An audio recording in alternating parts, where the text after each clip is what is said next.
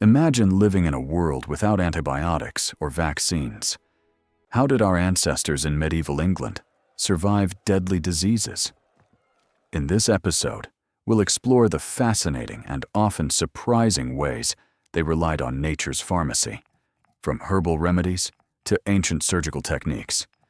Join us as we delve into the past and uncover the secrets of medieval medicine. Medieval England, a battleground. The Black Death, a relentless foe. Bubonic plague, pneumonic plague, septicemic plague. Each a death sentence. No antibiotics, no vaccines. What were their chances? In the shadows of cathedrals and manor houses, the sick lay in despair. The plague's touch was indiscriminate, striking down nobles and peasants alike. The air was thick with the stench of death, and the cries of the afflicted echoed through the streets. The church offered solace, but even the clergy were not spared. The mortality rate was staggering, with nearly half the population succumbing to the disease. The very fabric of society was torn apart, leaving behind a landscape of despair and devastation.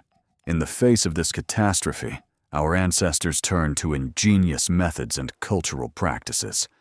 They employed isolation techniques, quarantining the sick to slow the spread. Herbal remedies, though primitive, offered some relief. They believed in the power of prayer, seeking divine intervention. And they turned to their communities, supporting each other through the darkest times. What strategies did they employ? Let's explore. One of the most effective strategies was the use of isolation. Villages would quarantine the sick, often in separate dwellings or even remote locations. This practice, while harsh, proved crucial in slowing the spread of the disease. Herbal remedies, passed down through generations, were employed to alleviate symptoms.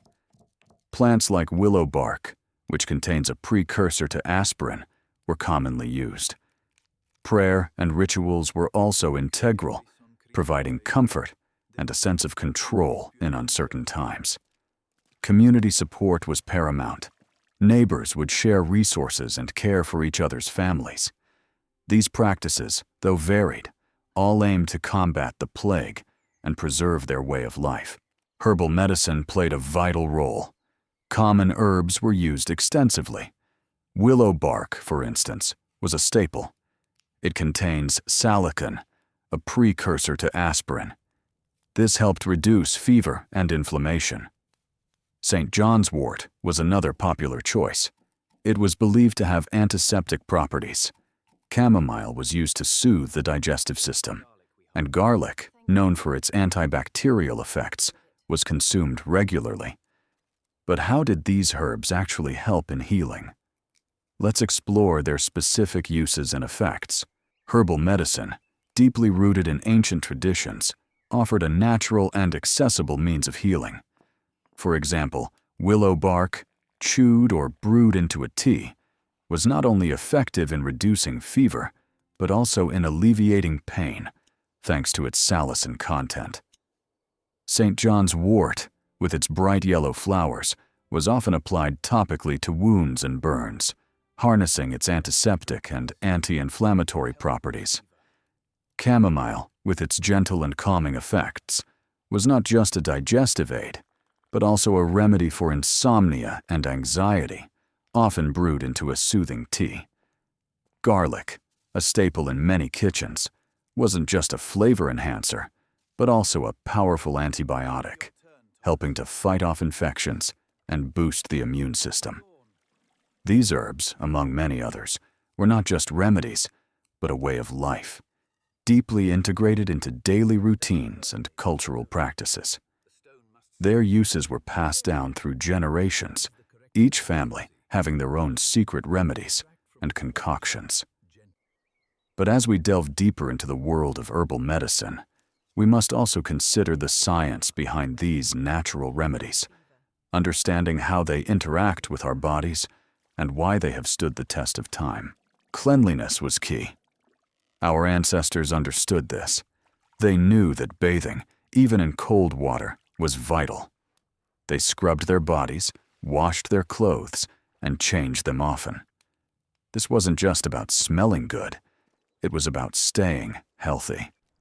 They also managed waste carefully. They dug pits for human waste, far from their homes and water sources. They knew that keeping waste away kept disease away.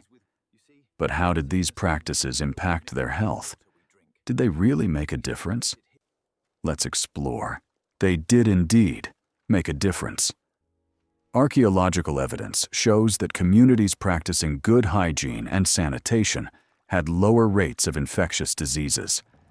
This is because many diseases are spread through contact with contaminated surfaces, water, or food. By keeping their bodies and surroundings clean, our ancestors significantly reduced their risk of falling ill. Moreover, they understood the importance of clean water. They collected rainwater, stored it in clean containers, and boiled it before drinking. This simple practice eliminated many waterborne pathogens, further protecting their health. They also knew that fresh air was crucial. They designed their homes with ventilation in mind, allowing for the circulation of air and the reduction of indoor pollutants. These practices, though simple, were incredibly effective in promoting health and longevity. They laid the foundation for modern hygiene and sanitation practices, which continue to save lives today. So, the next time you wash your hands or take a shower, remember that you're not just keeping yourself clean, but also protecting your health, just like our ancestors did. Faith played a crucial role in healing. Prayers were a daily ritual, seeking divine intervention.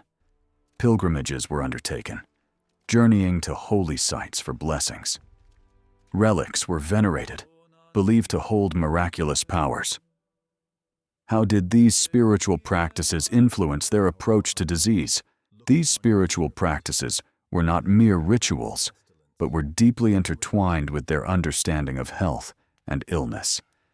They believed that disease was not just a physical affliction, but also a spiritual one, a consequence of sin or divine punishment. Therefore, healing was not just about treating symptoms, but about seeking forgiveness and divine mercy. This perspective led to a holistic approach to health, where the body, mind, and spirit were all considered in the healing process. It also fostered a sense of community, as people came together in prayer and pilgrimage, supporting each other in their shared struggles. Moreover, these practices provided comfort and hope in the face of suffering, reminding them of their faith in a higher power and the promise of eternal life. Food was not just sustenance, it was medicine. Common foods, like garlic and onions, were packed with antimicrobial properties.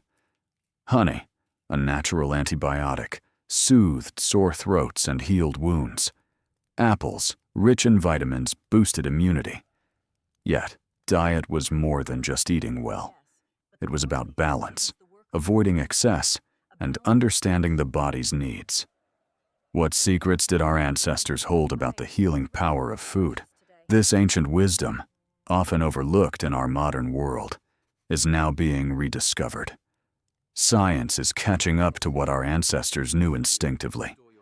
We're learning that the Mediterranean diet, rich in fruits, vegetables, whole grains, and healthy fats, can reduce the risk of heart disease and certain cancers. The Okinawan diet, high in sweet potatoes and green tea, is linked to longevity. Even the traditional Indian diet, with its emphasis on spices like turmeric and cumin, is being studied for its anti-inflammatory properties. But it's not just about what we eat, but how we eat. Mindful eating, a practice rooted in ancient Buddhist traditions, is gaining traction. It's about savoring each bite, listening to our bodies, and eating with intention. So, as we explore the impact of diet and nutrition, let's remember the wisdom of the past and apply it to our present for a healthier future. We've seen how our ancestors harnessed nature's pharmacy. But how did they combine these herbal remedies with spiritual and practical methods? The answer lies in their holistic approach. They didn't just treat symptoms, they addressed the whole person. They believed in the power of prayer, the healing touch of a midwife, and the importance of cleanliness. They understood that disease was not just physical, but also spiritual and environmental. So they created a web of protection, using every tool at their disposal. But did these methods really work? And if so, how? Let's dive deeper into the medieval mind. They saw the body as a microcosm of the universe, a reflection of the divine order. They believed that balance, or temperance, was key to health. This meant not just physical balance, but also mental and spiritual equilibrium. They used astrology to guide their treatments, aligning remedies with the phases of the moon and the positions of the stars. They crafted amulets and charms imbued with protective symbols and prayers to ward off evil spirits.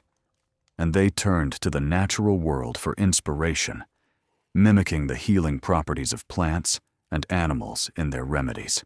Community was the backbone of medieval healing. It wasn't just about remedies, it was about support.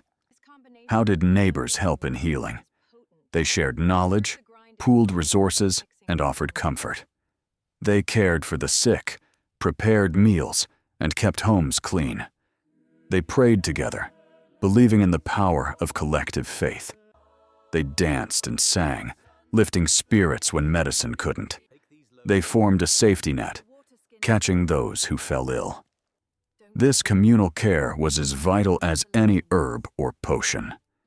It was the unseen hand that guided many through sickness. It was the heart of medieval medicine. In the tapestry of medieval life, community was not just a network of acquaintances, but a lifeline. When illness struck, it was the village that rallied, not just the healer. Neighbors would gather around the sick, their presence a balm in itself. They would share stories, laughter, and tears, creating a cocoon of emotional support. This communal care was not passive, it was active and engaged. They would take turns nursing the sick, ensuring that no one was left alone in their time of need. This collective effort fostered a sense of belonging and security, which in itself was a powerful medicine. It was a reminder that in the face of adversity, one wasn't alone, but part of a larger, caring whole. This social support was as crucial to recovery as any physical treatment. It was the unseen force that bolstered the spirit, giving strength to the weak and hope to the despairing. In the medieval world, community was not just a part of healing, it was the essence of it. Common remedies? Let's explore. Medieval England relied heavily on home remedies and folk practices. These were passed down through generations, a blend of superstition and practical knowledge. Herbs were a staple. Chamomile for calming, garlic for warding off evil spirits and infections. They believed in the power of nature, using plants like comfrey for wounds and willow bark for pain relief. Even today, we recognize the aspirin in willow bark. They also used honey, a natural antibiotic, to treat wounds and soothe sore throats. But it wasn't just about physical ailments. Folk medicine also addressed the spirit. Charms and amulets were worn for protection. Incantations and prayers were recited for healing. It was a holistic approach, treating the body and the soul.